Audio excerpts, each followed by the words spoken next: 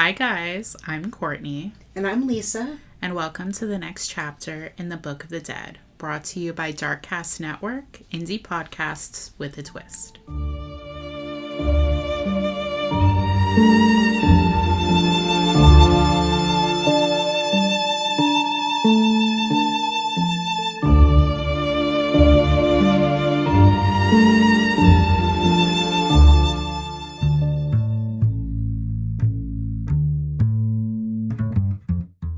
Did you know one of the few things that Nostradamus correctly predicted was his own death?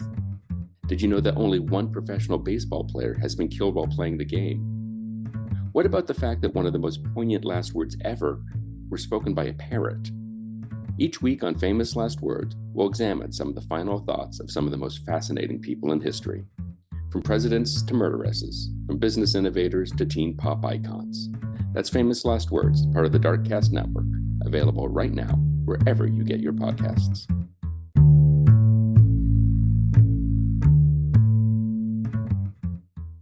Hello. Welcome to the next chapter of the Book of the Dead.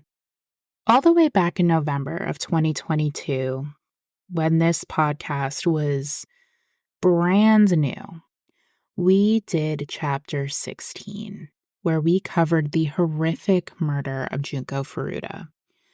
And as I said back then, this was a case that had haunted me since I learned about it over 10 years ago. And it's a case that is one of the worst I have ever heard, akin to the horror of what happened to Sylvia Likens.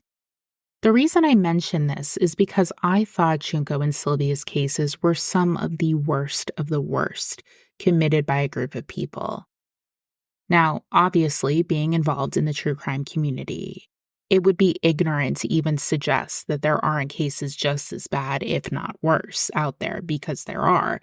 There's David Parker Ray. We covered Sakakibaro Sato, the Kobe child killer. There are worse cases out there, or cases just as bad, but none truly stick with me like theirs do. Until I came across the murder of a young woman from England named Suzanne Capper. A case that horrified me just as much and will be burned into my brain for the rest of my life. As with Junko's story, this case comes with a heavy trigger warning for torture. Listener discretion is advised. With that being said, this is the murder of Suzanne Capper. Suzanne Capper was born in the Greater Manchester region of England on September 1st, 1976, to a woman named Elizabeth Dunbar. There was no biological father listed for Suzanne, so I'm assuming Suzanne really never knew her biological father growing up. Suzanne was described as gentle and easily influenced, and overall very sweet. She had an older sister named Michelle, who she was very close to. When Suzanne was about 3 years old, her mother married a man named John Capper, and they would go on to have a little boy named Stephen when Suzanne was about 4 years old. Stephen and Suzanne were incredibly close. He told the son that she was his best friend, and Suzanne was also very close with John. And they stayed close even when Elizabeth and John divorced in 1987 when Suzanne was 14. After their divorce, things were difficult for Suzanne and her sister. It seems as if Elizabeth had a hard time supporting the girls, so they moved around a lot, staying with relatives, John, or even being placed in foster care. Suzanne, as a result, really struggled. It seems as if she had a hard time making friends, probably due to being very quiet, and she started skipping school a lot as a result. In 1992, Suzanne was enrolled at Moston Brook High School, but according to Medium.com, her attendance was very spotty. She just wasn't there very often. According to Confidentials.com, around this time when Suzanne was 16, Suzanne met a boy around her age named Clifford Pook. He was sitting by himself, upset, when Suzanne asked if he was all right. Clifford told her how he was having girl troubles, and they got to talking, and he would go on to introduce Suzanne to his sister, 26-year-old Jean Powell. Now, depending on the source you read, Jean allegedly had babysat Suzanne when she was 6 years old, but I couldn't substantiate that. Either way, Suzanne started hanging around with Jean at her home at 97 Langworthy Road in Moston. Jean had 3 children and was separated from her husband, Glenn, so Suzanne spent her time when she was supposed to be at school watching Jean's children or working with Jean. Now, it does seem as if Suzanne's family was aware of where she was spending her time and basically living because reportedly Michelle had stayed with Jean briefly and Stephen had been to the home at least once. Now, whether they were okay with it, I couldn't tell you, but I would imagine they probably weren't thrilled since Jean's home was not a good environment. Jean regularly sold drugs out of her home and threw raging parties all the time. She was also, according to Medium, involved in the handling of stolen vehicles. Now, it's not clear how long Suzanne was staying with Jean, but from what I could gather, it was at least a month or two, and things really weren't going well. For one, it obviously wasn't a safe environment, as I said, and secondly, Suzanne was not being treated well. According to Elizabeth Dunbar, Jean was having Suzanne work with her cleaning, but Jean was having Suzanne do all the work and taking all of the money that Suzanne was making. Elizabeth said, quote, "We found out that Jean had taken Suzanne out of school and was making her work as a cleaner at the CIS building, which are high-rise office buildings in town. She was taking her money, just letting her keep £5 a week while we thought she was in school. When we confronted her about it, she actually threatened to burn down our house." So clearly, not only is the home not a safe environment and Jean is taking advantage of Suzanne and taking her money, but Jean obviously may not be physically violent at this point, but she's making serious threats.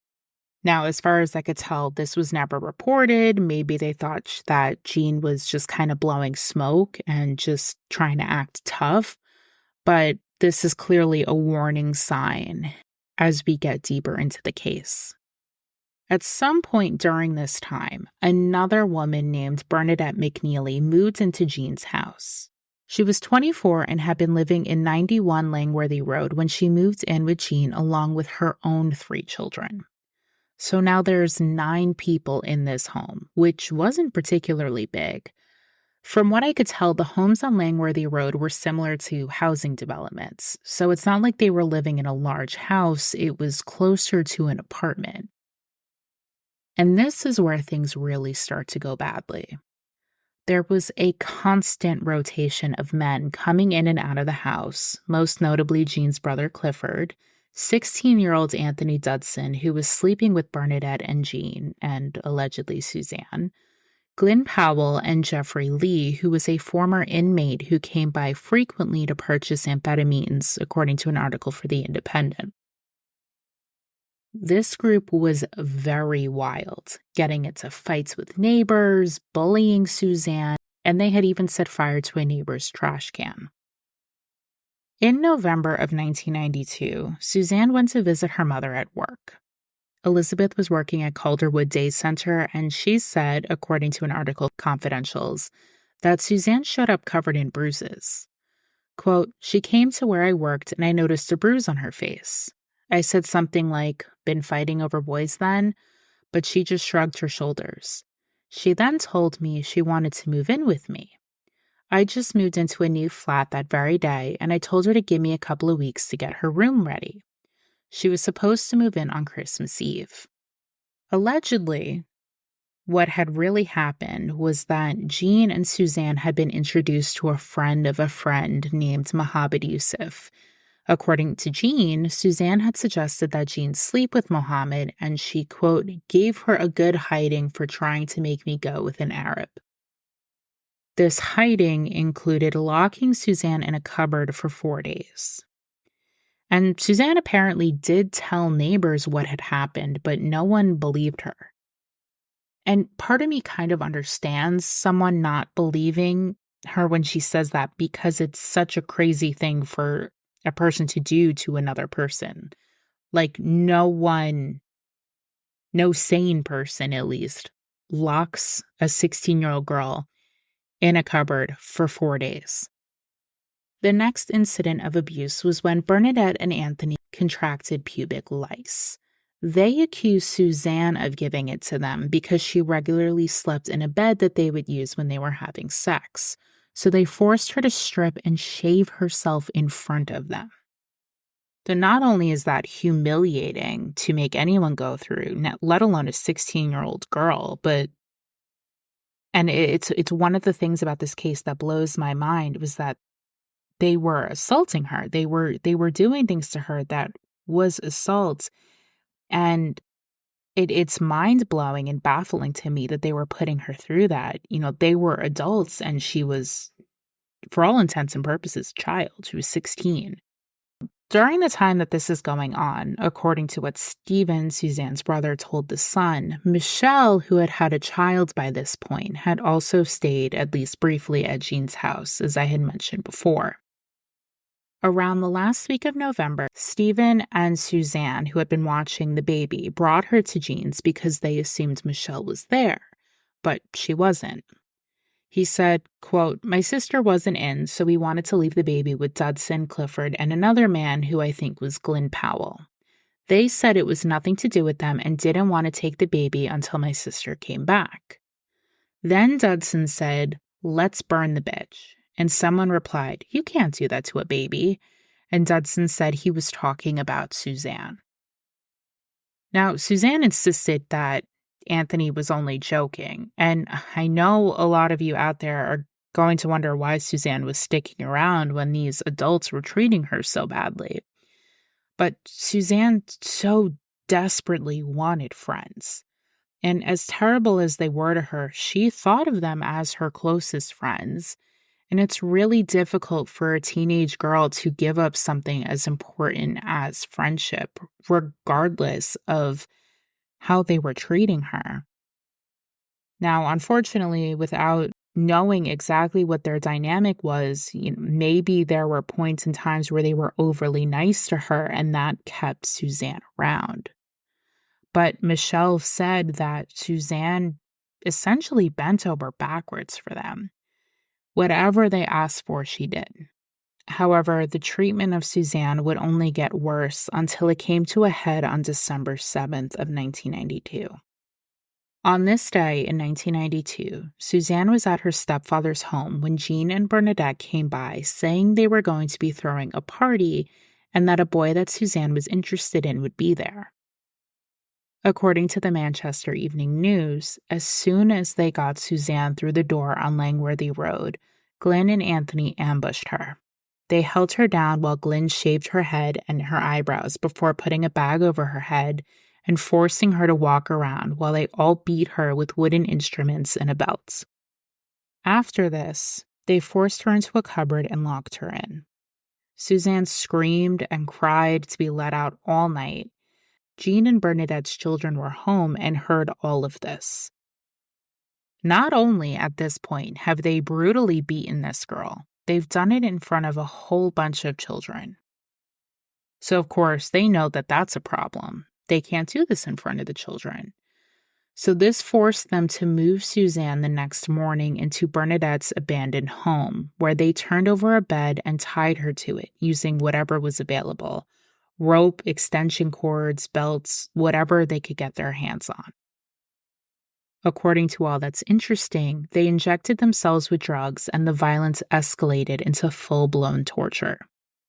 They gagged Suzanne with socks and continued their abuse, burning her with cigarettes, forcing her to bathe in industrial-strength cleaner where they scrubbed her raw. And when Jeffrey, Lee, and Clifford showed up, they joined in as well, pulling out her front teeth with pliers. The torture went on for 5 days, with Suzanne begging Clifford and Jeffrey to let her go, but they refused. They continued to get high and even started injecting Suzanne as well to keep her awake so they could continue torturing her. Bernadette, apparently, had taken so many different drugs that she started calling herself Chucky from Child's Play. And Jean, according to Confidentials.com, said that even she was disturbed by Bernadette's behavior, although apparently not disturbed enough to stop what they were doing to Suzanne. On December 14th, after forcing headphones onto Suzanne and blaring rave music overlaid with Chucky's catchphrase, "I'm Chucky, wanna play?" into her ears, the group apparently grew tired of torturing Suzanne. Bernadette, Glenn, Andrew, and Jean forced her into the trunk of a stolen Fiat, according to the Manchester Evening News, before driving 15 miles away to a wooded area near a golf course in Romilly, Stockport. When they got there, they pulled Suzanne out of the trunk, who was half naked, and shoved her to the ground before dousing her in gasoline. After failing to start a fire, Glenn Powell used the lighter against her bare back to set her ablaze. They then left Suzanne there as she burned and drove away singing "Burn, Baby, Burn" and laughing all the way home. But Suzanne did not die that morning. She gathered up her remaining strength and dragged herself up an embankment, down the road a quarter of a mile, flagging down Barry Sutcliffe as he drove down the street on his way to work at around 10 after 6 in the morning. According to The Independent, he took her to a nearby home to call police and an ambulance while Suzanne told him who had done this to her. Quote, "She said she had been held for over a week in a flat somewhere. She wasn't sure where, and she had been injected with drugs and that she had been brought here and dumped." According to Medium.com, Barry spoke of how the fire had done so much damage to Suzanne. He tried to hold her hand, but it was almost nothing but ash, and her legs and her feet were like raw meat. The fire had burned away almost all of the features on her face, but Barry was struck by how polite Suzanne was, despite all of the horror she had endured. When paramedics arrived, she was taken to Stockport Infirmary before being transferred to a specialist unit in Withington, where she gave police the names and addresses of the 4 people who had done this to her. Doctors determined Suzanne had sustained severe burns to over 75% of her body, and the damage was so extensive that the only way to identify her was from a partial fingerprint they were able to get from her thumb.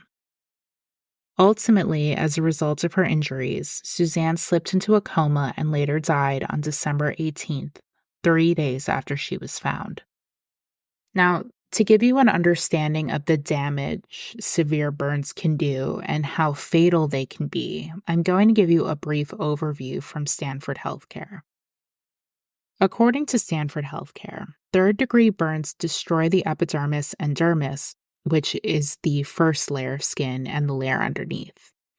It can also cause damage to the bone and muscle under the skin. The burn site will appear white and or charred, and there is typically no sense of feeling because of extensive nerve damage. Burns to over 15 to 20% of one's body require extensive treatment by specialists in a specialized burn unit, and there is a long list of these specialists that can be involved in this treatment, including infectious disease specialists, orthopedic specialists, psychologists and psychiatrists, occupational and respiratory specialists, plastic surgeons and dietitians, and that's just to name a few.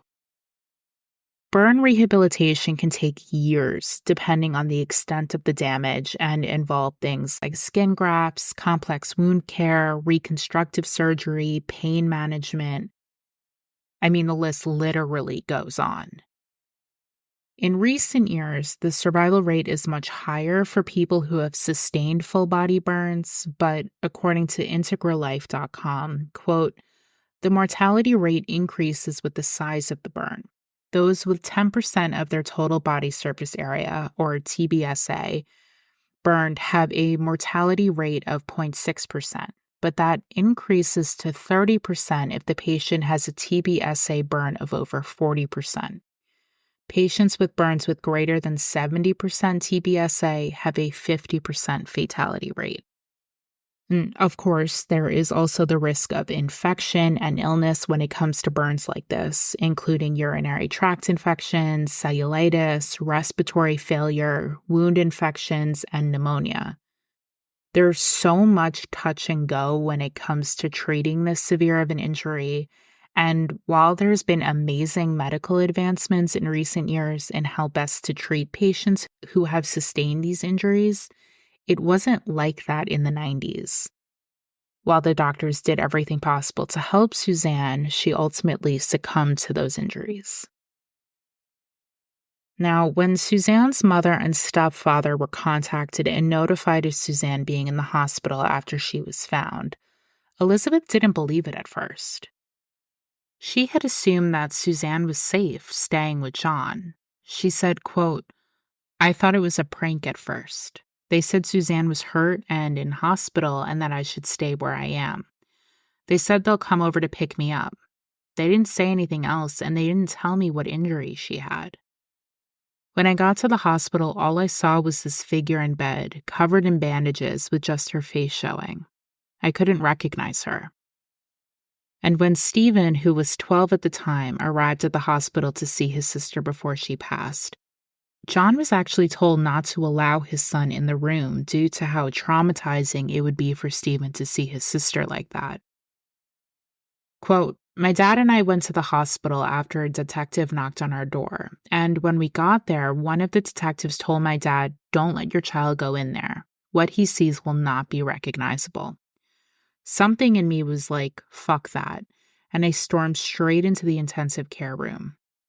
Suzanne looked like she had gained 50 stone. She was normally a slim, cute girl, but she had swollen up so much because of the burns. She was wrapped up in bandages and was in a medically induced coma, but I could see some of the burns, and I can still remember the smell of burnt flesh. I sat down by her bed and started crying. I was in bits. A nurse said I couldn't touch her because of the burns." Regarding an investigation, police made quick work of tracking down everyone involved in Suzanne's murder. When the group was apprehended, Jean and Bernadette reportedly were laughing and joking around, according to Medium.com, and all of them denied any involvement until Anthony Dudson's father encouraged him to tell the truth about what he had done. At Clifford Pook's home, they found the teeth that Clifford had removed from Suzanne's mouth, and in Bernadette's home, they found the overturned bed still covered in the ties they used to bind Suzanne to the bed frame. Jean and Glenn Powell, Bernadette McNeely, Clifford Pook, Anthony Dudson, and Jeffrey Lee were all arrested and charged with murder, false imprisonment, and conspiracy to commit grievous bodily harm.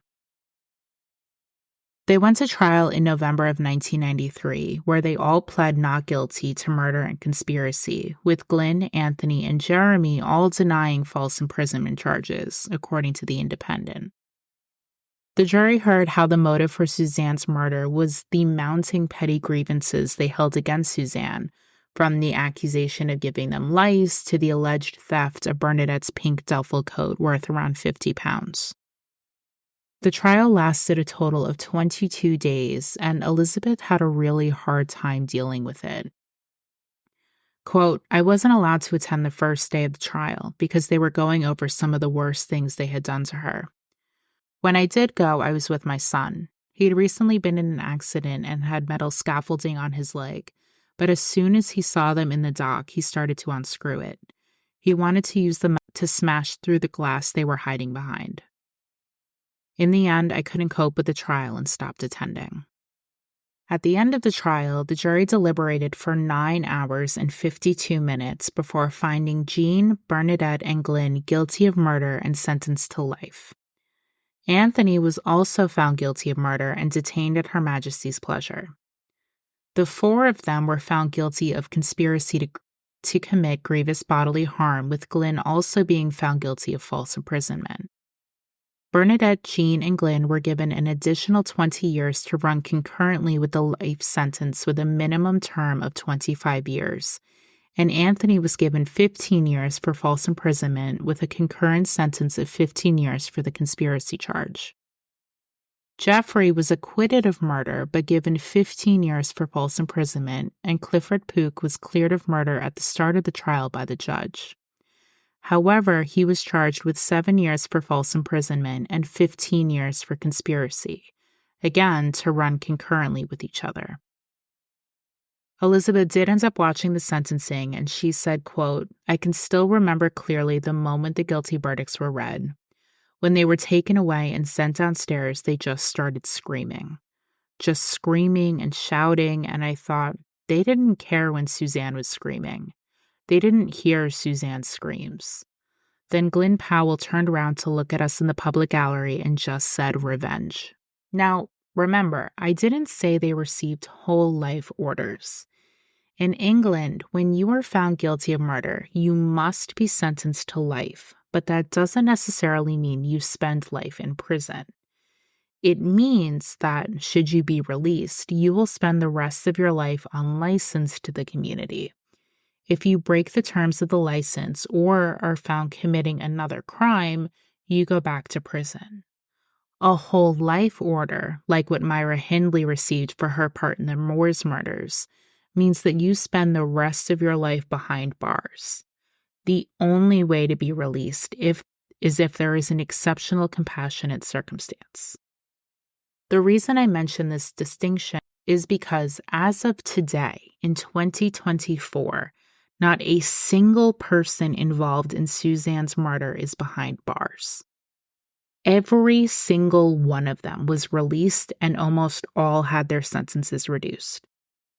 Bernadette's sentence was reduced by 1 year in 2013, and she was paroled in 2015 after the parole board found her to be a model prisoner and exhibiting genuine remorse. She was given a makeover and a new identity. Anthony Dudson's sentence was reduced by 2 years in 2002, and he was released in 2013. Jeffrey Lee was released in 1998, and Clifford Pook was released in 2001. Jean was released after serving 23 years plus 1 year time served during the time she spent on remand, and Glenn was released last year in 2023, all to the outrage of Suzanne's family. Her mother said, quote, "It was compared to the crimes committed by the Moores murders. If Myra Hindley and Ian Brady received a whole life tariff, then so should Jean and Bernadette. They took a life, and so they should do life. I just wish we still had the death penalty." As for Stephen, he is backing a new bill, according to The Sun, called the Government's Victims and Prisoners Bill, which aims to keep society's worst killers behind bars. He said, quote, "This new bill won't help me as Suzanne's killers are all out now, but if it saves one other family from the pain of their relative's killer being released, that will be good enough for me. I support the government's bill to veto parole board decisions 100%.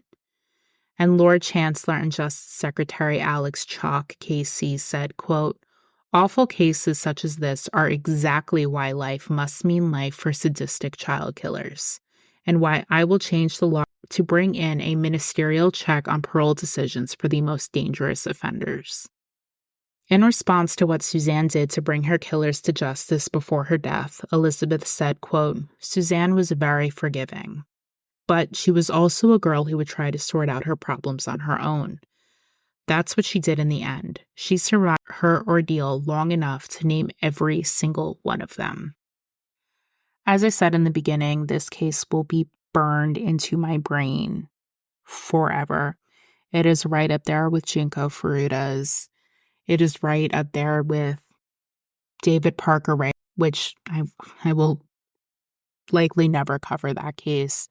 It will live in my brain forever. Just the atrocities that she went through, that Junko went through, Sylvia Likens, it will literally just stay with me forever. And I think part of it is the fact that these girls were all murdered simply for existing. There was a perceived slight against the offender, and that is what led to the horrific things that were done to them.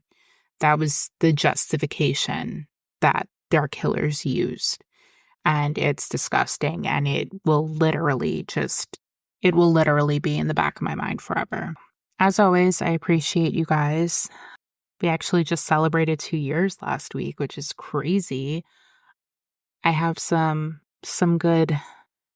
interesting cases in the works for you guys. I appreciate you all as always, especially now that it's been 2 years. It's really crazy to think that it's been that long. It doesn't feel that long, but there's been a lot of changes, a lot of growth for the podcast, which is great, but a lot of things that I want to get back to that I'm trying to figure out a way to do with my work schedule being the way it is. But I appreciate you guys. I thank you for sticking around. Leave a review. It really helps us out. A nice review. I appreciate you guys listening. I apologize if this case was a little bit shorter than what you may typically be used to from me. There wasn't actually an incredibly large amount media dedicated to this case, because it was kind of overshadowed by the murder of Jeremy Bulger 2 months after. So it did overshadow her case a bit, just given the age of Jeremy and the age of his killers. So the media kind of went wild covering his case. So there wasn't a crazy amount to look at when I was doing this one. Like I said, I have plenty of other cases in the works, a couple of books that I'm reading to get research for a couple of cases, a collab that's coming up with fellow Darkcast Network friend. And yeah, with that, as always, we hope you have a wonderful week, and I will see you in the next chapter of the Book of the Dead. Bye, guys. Thank you so much for listening to this chapter of the Book of the Dead. And don't forget that you can always connect with us on Instagram. You can connect with us on Twitter, and you can absolutely connect with us on Patreon. We also have a merch store as well that we have frequent discount codes coming out for, so that you guys can get merch hand-drawn by myself at a better cost.